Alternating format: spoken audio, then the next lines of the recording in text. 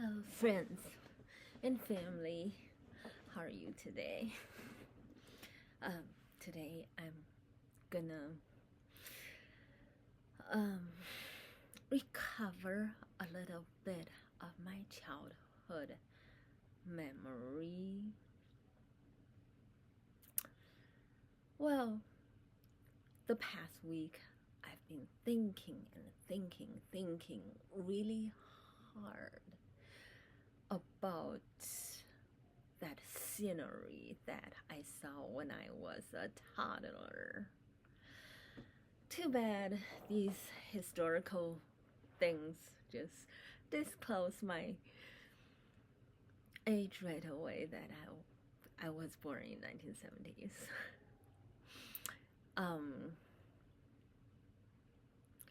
The scenery was like this. My friend, his dad, now I believe is Liu Shaoqi's son. He was dragged out to parade around every now and then those days. So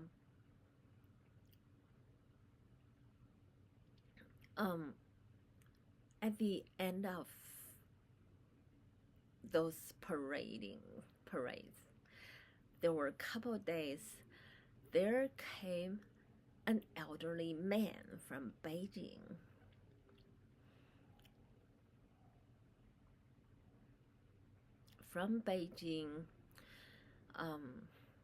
So we all heard about that. That elderly man was from Beijing, want to see Liu Shaoqi's son. And that day it was pretty weird. They went to the police office. Usually in a police office there were a lot of police officers, a lot of people talking. That day the whole police office, it was like a big line of rooms, each side about at least 5 in my side, if I look back that view. So I guess 10 rooms, usually pretty busy even at night, especially during the days or the parades for anti-communists. So that day, the whole line of rooms were empty. So me and Liu Shaoqi's grandson, he called himself Gao Mian. Let's just call him Gao Mian.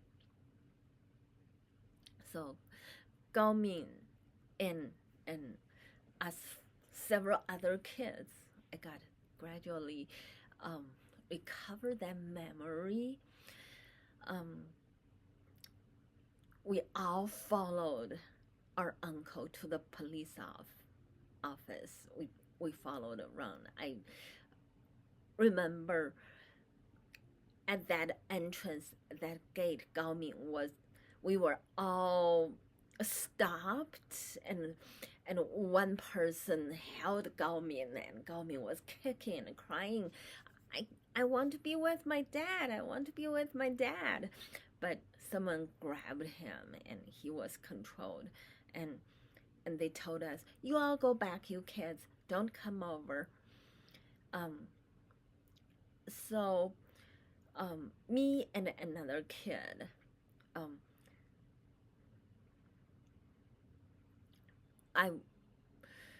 we ran around. I think the other big kid even carried me a little bit, and that windowsill was really high, and he just jump under every windowsill and see which room that uncle was in. And finally, there was one room, there was one table, that older man was in there, and that big kid, his name was Big Dragon. So Big Dragon let me stand on his shoulders. I still couldn't reach the windowsill, and then he let me stand on his head. Then I finally saw the view inside. I have no idea what they said. I saw the older man was standing there. His tummy is really big and he's really fat. And uncle was on his knees crying like that. Then when I saw that, I didn't know what they're talking about, so I just stayed outside and said, "Uncle, don't cry! Uncle, don't cry!" And that older man heard us and looked at us for a long time, and then he was still there, but another older man came out and peeled us off the window. And later that day, Uncle came back home. And then the second day, me and Uncle were sitting in front of me and Uncle and Gao Ming and Dragon. I think that one is that day Dragon wasn't there. It was Little Red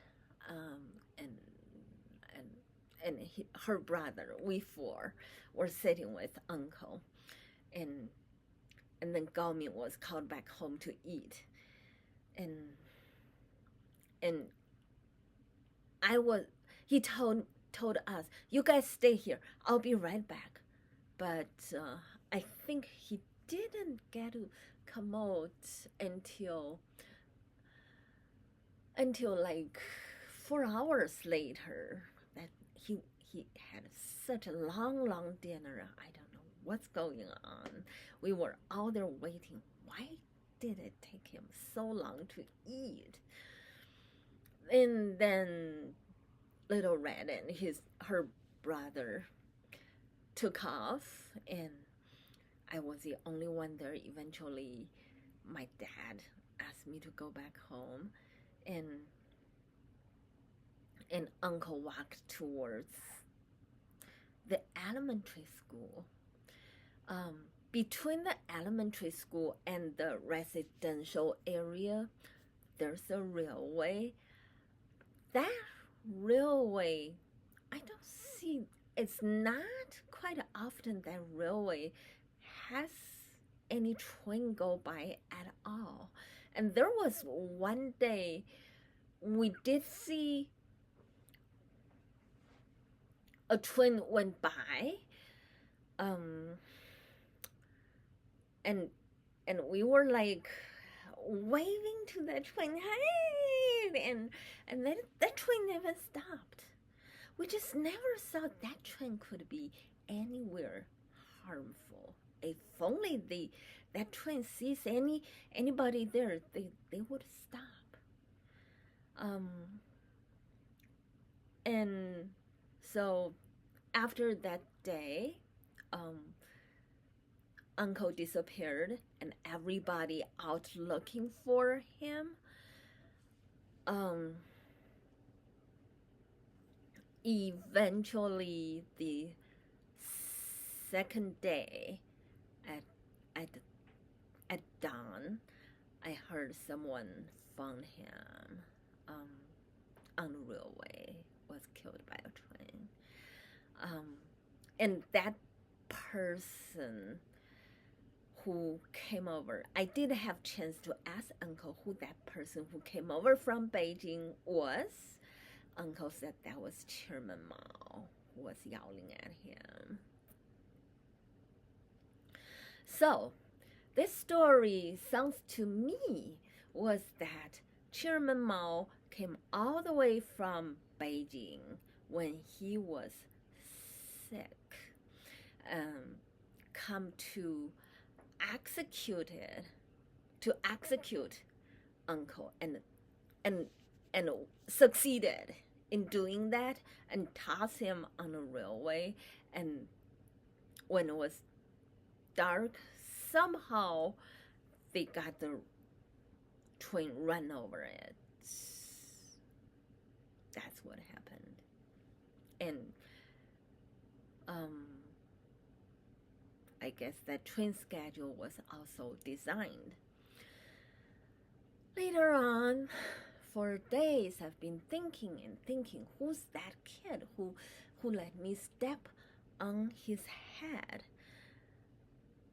And finally, yesterday, I figured that kid drowned when he was 10. I was just growing up a little bit, and that day, that little friend of mine drowned in a swimming incident. I don't get it. I should make another story about how Big Dragon drowned. So I always thought it was just an unfortunate accident. Then later on, I figure it's not. It's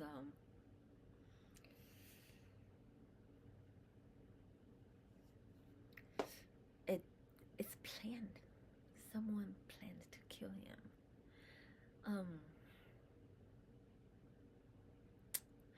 This is an old story that I recovered from my memory. For many years, I never thought of it. And later on in kindergarten, because very soon I went to kindergarten. Gaoming was 1 grade above me. I went to kindergarten. Somehow the teacher always hit me with an iron ruler on my head. Eventually, I dropped out of kindergarten. And even when I was in college, a lot of people were asking me, why did you drop out of kindergarten? What's going on there? How did they know I dropped out of kindergarten?